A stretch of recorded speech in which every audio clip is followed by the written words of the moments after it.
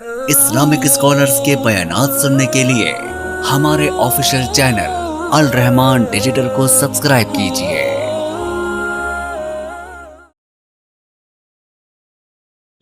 میں آپ سے 2-3 باتیں کرنا چاہتا ہوں، اگر آپ اجازت دے دے تو۔ آپ نے اجازت دی پھر آپ کو اکیلے کو کہہ دیں گے؟ ان سے بھی گزارش کرنے دیں۔ قرآن پڑھا کریں گے روزانہ۔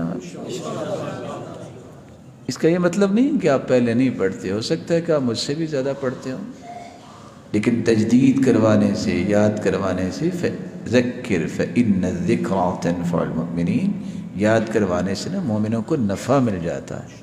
پڑھا کرے گے انشاءاللہ۔ یہ 3-4 چیزیں ہیں: جھوٹ بولنا، دھوکہ دینا، بدگمان ہونا، خیانت کرنا۔ اس سے بچا کریں گے انشاءاللہ۔ اگر یہ کام ہم کر لینا تو سمجھ لو کہ ہمارا کام پورا ہو گیا آج کے درس۔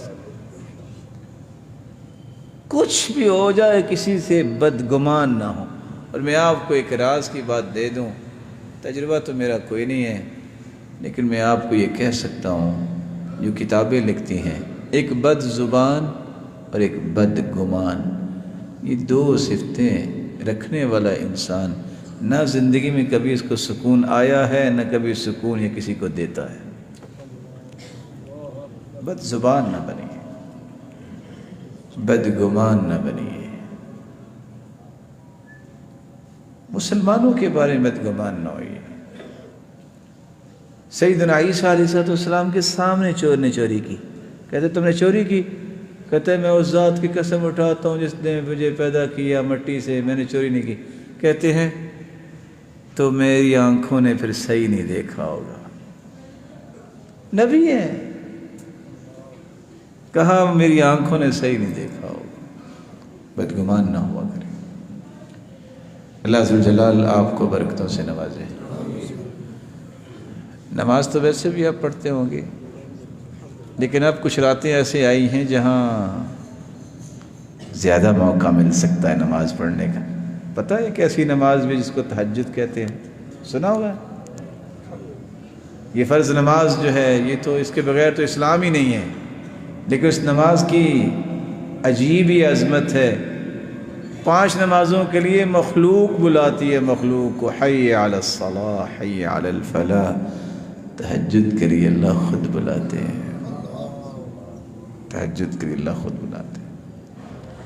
فرض نماز کے بغیر تو اسلام ہی نہیں ہے، لیکن جو رات کی طریقے میں لفظ 3 ہیں: نرم ملائم، فراش لین، نرم ملائم بستر، سردی، اولاد اور بچے چھوڑ کے جو کھڑا ہو کے تہجد پڑھتا ہے، اللہ اس کو دیکھ کے مسکراتے ہیں اور فرشتوں سے کہتے ہیں گواہ رہنا میں ان سے راضی ہو گیا۔